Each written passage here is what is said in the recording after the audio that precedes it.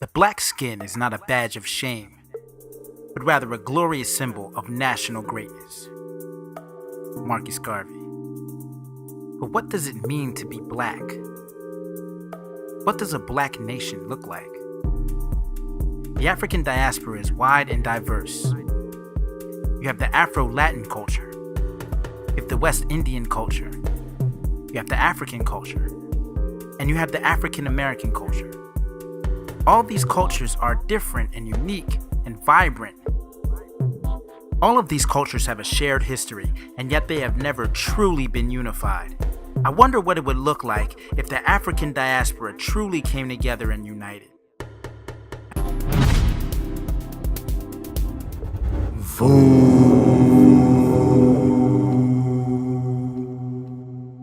I like to use the word black because I think it unites us. However, many people in the African diaspora don't consider themselves to be black, and I think that fractures our communities. This lack of knowledge of ourselves and lack of knowledge of history has allowed us to become segregated even amongst ourselves. There's a negative connotation that is associated with blackness. We have to ask ourselves, why is that?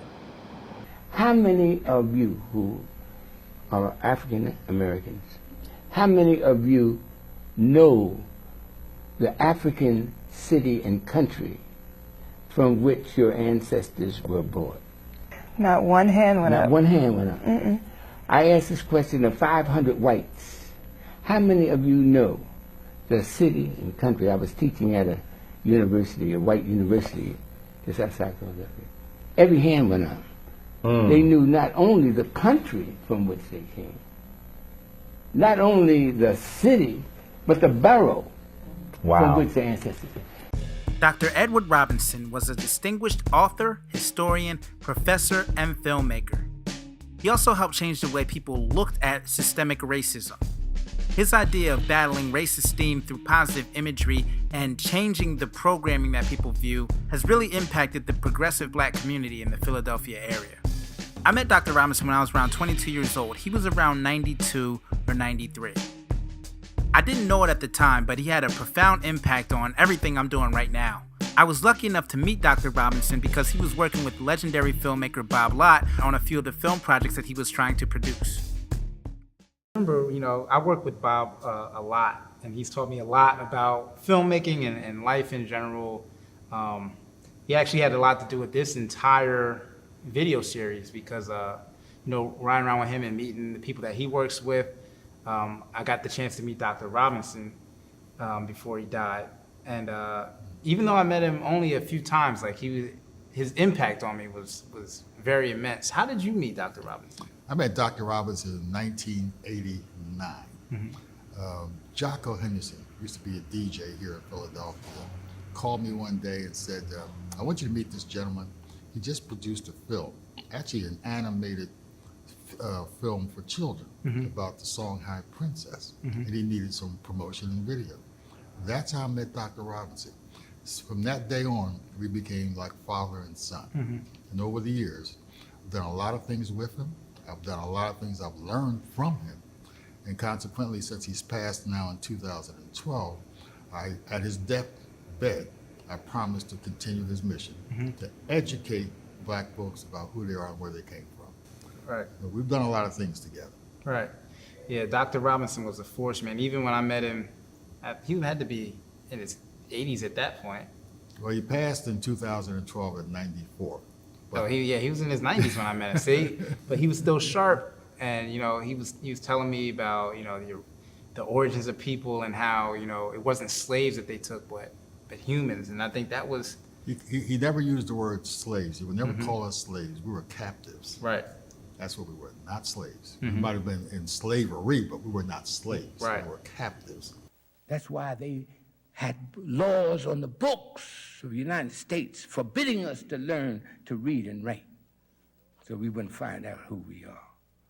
No other race, no other group that people ever came to America's shores had laws on the books forbidding them to learn to read and write, forbidding them to know their language. They was beaten out of us with clubs, not allowed to speak your own language, not allowed to use your own name.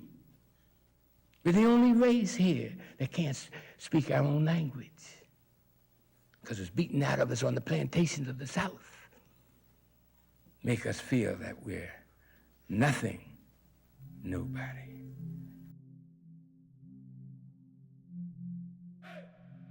Many of us learned about the transatlantic slave trade in school, or at least the basics anyway. We were taught how Western European nations used human trafficking to displace Africans and use them as the bulk of their workforce in their newly colonized lands. What isn't frequently discussed is the amount of Africans that were taken captive from their shores, and where they were actually displaced, and why it was so many people. It has been estimated that between 10 and 16 million human captives were placed into slavery over the course of the transatlantic slave trade. That's 10 to 16 million humans ripped from their shores, taken from their families, and placed into one of the most cruel systems that humanity has ever invented. Now, here in America, we often focus on the antebellum slavery of the South. However, only 6 to 10% of the slaves transported from Africa came to the North American shores. Somewhere between 60 and 70% of the other human captives ended up in Latin America or the Caribbean. The remaining percentage of the people that were not accounted for are people that died during the Middle Passage, because it was that treacherous of a journey. Now, the disparity between North American slavery and the rest of the African diaspora boils down to economics. American slave owners found it to be more expensive to import more humans.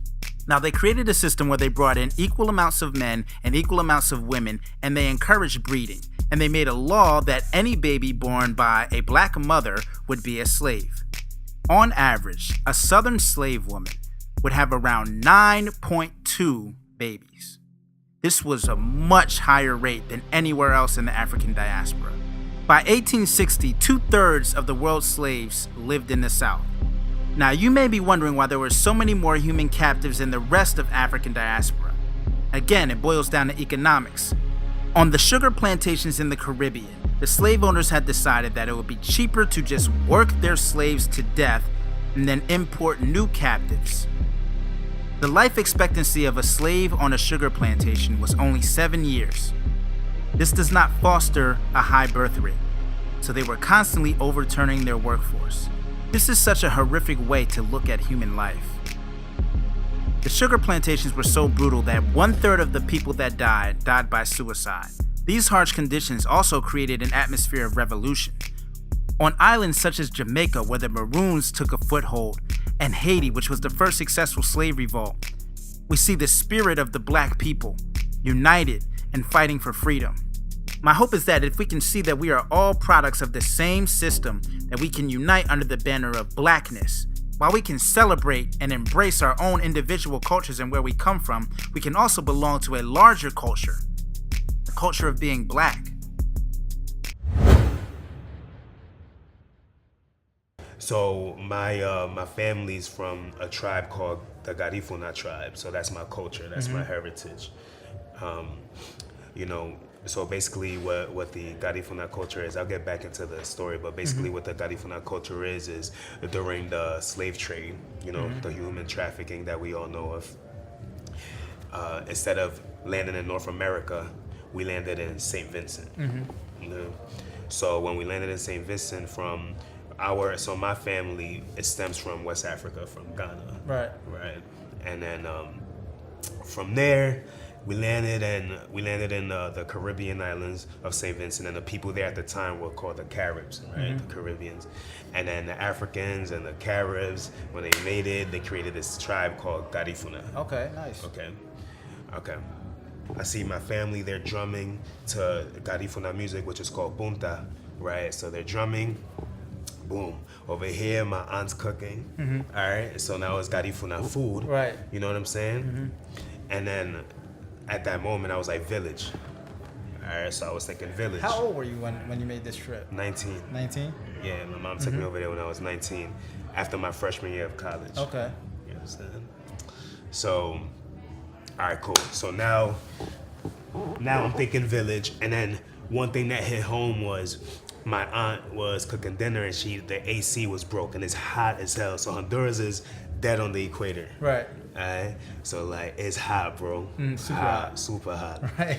So the AC was broke, so she needed a fix. But she didn't have money, but she had food. And the guy, the mechanic, the AC fixer, whatever you want to call it, air conditioner fixer, Right.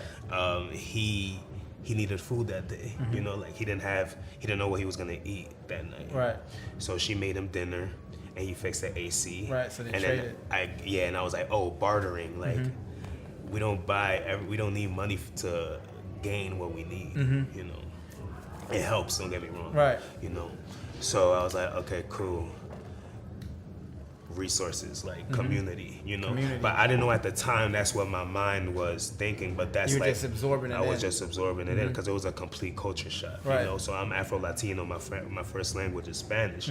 So one of the big culture shocks there was that they didn't even understand my Spanish. You know what I mean? Right, because it's different. It's a whole thing. Yeah, it's a you whole know, thing. I like how I just said it's a whole thing. If Right. somebody's coming to the States to learn English, they're not going to teach that in the school. Right. It's a whole thing. Yeah, you know what I mean? yeah, slang, and most people talk in slang, some sort of slang. Slang has now become like proper. Right, yeah. You know what I mean? It's in the dictionary. Right. Right. So from there, I come back home, and I had one friend who was Asian, one friend who was Dominican, and I was telling him the story, and I was like, bro, it's the same thing. And my one friend, Mavi, he's in Cali, he's from South Africa.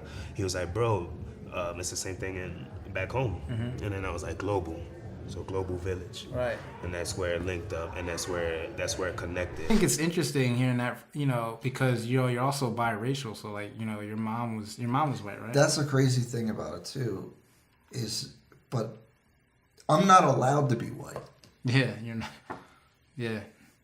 You know, so I always identify as black, and I think I'm even more aware of these issues maybe because I have white family members. You know what I mean? So like, and so my mom was 16 when I was born, right?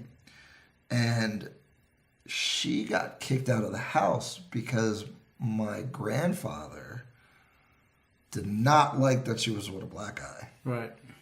So I was born into it. I think that's why I identify with Trevor Noah's story a little bit, because I was born into like this weird racism, right? Right. Funny thing enough, my grandfather is one of my biggest influences, because I think when people see their grandson, they identify better. Because there's this dehumanization with black people, but when it's your own blood, I guess you. Well, I always like, just as a side note, like I know a lot of black people get upset with the LGBT community for like kind of, you know, advancing past like their issues became. Yeah, I hate when black people. But the thing do about that is, there's gay people in everyone's family. Then they say, "Oh, so well, then it's I love like, my cousin." So it's like, so why? that like there's not black Yeah, people there's not in black people everyone's in your family, family. because that, you know, that when you see someone you know and you love based on that instantly relationship, it changes that perception of, because really it's like you said, it's a dehumanization. Like there's all these, and you know, again, the images that they show of black people are so negative that it affects not only white people but black people. Go ahead. And so, like, and it's weird because I had a lot of racist things happen to me as a kid that I only think about now. Like, and actually, my mom or my grandma would tell me about. Like, I used to live in Mayfair in Philadelphia, which was Irish Catholic. Right. And my mom's family's Irish Catholic, right? So there were kids that weren't allowed to play with me. And I didn't know, you know, right. you don't know because why that is. you don't have a concept of race. So that's where that double consciousness, eventually that starts. But when you're a kid, you don't have it. So, you know, and then I remember this one time I was at our swim club, which pools I know are a big, big controversy, right? And it's like a private swim club. I'm the only black kid there. There's no black people in this area, right? And I remember a kid said, "My dad said I have to get out the pool because you're black and you're dirty." I don't think I ever told anyone that someone said that to me. That's crazy. But I think, like, I don't know. There's some kind of internalization of that, right? Like I think that was the moment that I knew that I was different. We had this empty void in us. It's like we know we're not quite. We're born in America, right. We know that people that look like us come from this continent that we've never been to. So it's like I feel like once that connection happens, then psychologically, I think it will do wonders for us as a people. I even thought about sending a letter to Cory Booker because he was talking about reparations and saying you need to incorporate this into a reparations package to have DNA testing done for any black person in America, and the government will like reimburse you or do something during tax season. Somehow they need to cover it. That's a good idea. Because they brought us over here, we worked this land for free, and so that could be their way to try to begin the healing process of reconciliation for black people. But we're the only group that never got any kind of reparations, which makes no sense at all. But yeah, the identity is tough, man. Because I mean, a lot of people just don't identify with Africa as being their home, and I'm not sure how you can paint that picture for them. That's why I think Black Panther resonated so much. That's the real reason Black Panther was so popular. It's almost like whether you want to or not, it's like you look in the mirror, you're African. Right. As a matter of fact, when we were just young kids coming together, Malcolm used to tell us that we were his children and that we were just in school now, but we would graduate to see the revolution that he was talking about, and many of us did graduate to see exactly what Malcolm was talking about, because it was Malcolm, when we were in the civil rights movement, Malcolm was pointing us to Africa. Malcolm was telling us, you can't understand what's going on. When we were being bombed and shot and killed in Mississippi and Birmingham and Montgomery, Malcolm was telling us then, you got to understand what's going on in the Congo in order to understand what's going on in Montgomery. You got to understand what's going on in South Africa, and if you're going to understand what's going on in Mississippi, you got to understand what's going on in the rest of the world, and then you can see your position where you are today. Willie Ricks, also known as Mukasa, was a prominent civil rights activist and community organizer, a true leader in the struggle for equal rights in the United States. Mukasa first gained recognition for his work alongside John Lewis. He was a field secretary for SNCC. With SNCC, he actively planned and organized sit-ins, marches, and public demonstrations throughout Tennessee, Georgia, South Carolina, Alabama, and Mississippi.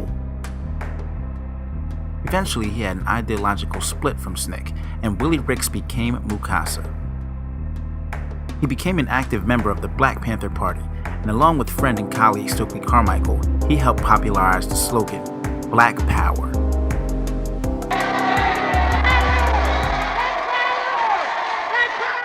Point out that we've been scattered all over the world on slave ship. Might be 500 million people in the Caribbean and South and Central America, Brazil. We in Europe, we in the United States, a few here, but we are in South and Central America. We in Africa, and Marcus Garvey and Du Bois talked about pulling these groups together, and they called it Pan-Africanism. And that we want Pan-Africanism. We want to create a thought pattern idea where we can all begin to think together.